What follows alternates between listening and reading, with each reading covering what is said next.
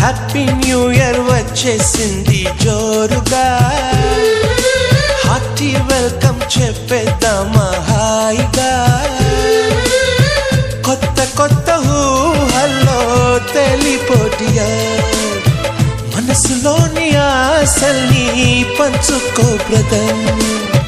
గుండెలోని భావాలు గుప్పుమన్న ఈ వేళ, కదిలల్లే కాలపు కన్నెకి టాటా చెప్పుదామా. జనవరితో అడుగులు వేస్తూ ముందుకి పోదామా.